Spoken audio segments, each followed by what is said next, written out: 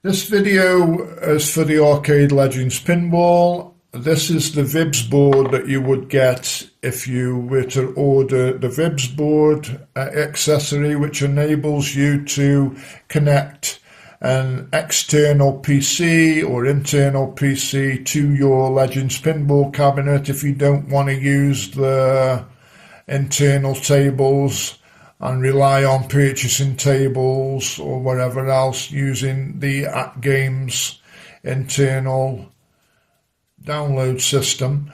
It also obviously allows you to play Visual Pinball X and everything else tables externally using a PC, mini PC or whatever else you want to do. So basically, in that package, you will get this board here, and you will get the button switch, which is located. Mine's located underneath the table for switching the back glass display from internal to external, so a PC can utilize it. Basically, you will note a few changes here to this cabinet that I've made.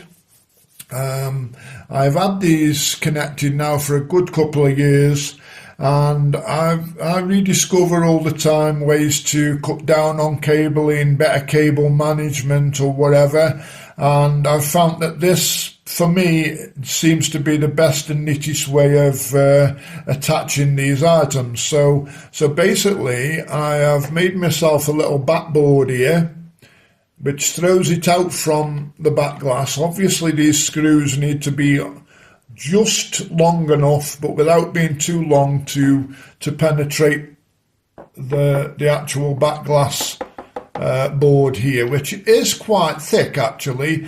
But if you get a screw which will go through this board, the board here, go through this boarding, but not protrude through the other side, obviously. And obviously it needs to be thick enough to get through this bit of hardboard that I've used as well. It provides quite a neat little one seat. I may spray black at some point. At the moment I haven't bothered, but it gives sufficient room to have a bit of clearance on this board, and also to have to throw it out enough where it's neat and tidy without the cabling being snatched or anything like that. I've also used standoff screws for my VIBS board here.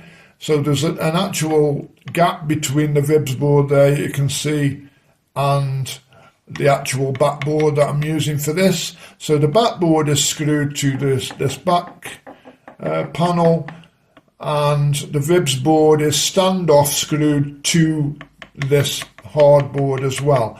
That leaves some clearance there. I don't think this gets particularly hot, but if it was to, it's not really a fire risk neither. So obviously this cable attaches to that, and this cable here also attaches to it. We've got the standard HDMI with a 90-degree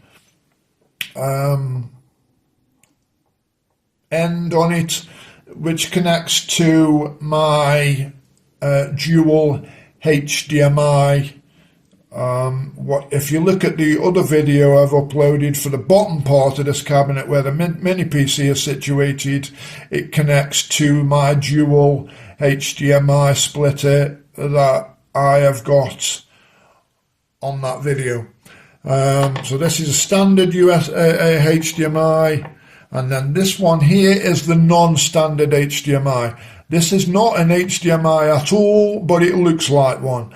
Do not, whatever you do, connect or attempt to connect a standard HDMI to this. You'll either blow up your cabinet, cause it to click or burn in or whatever else. You don't want that. So do not, whatever you do, attach a standard HDMI to this, because it is not a standard HDMI. Always use the one that was with the table and needs to stay with the table.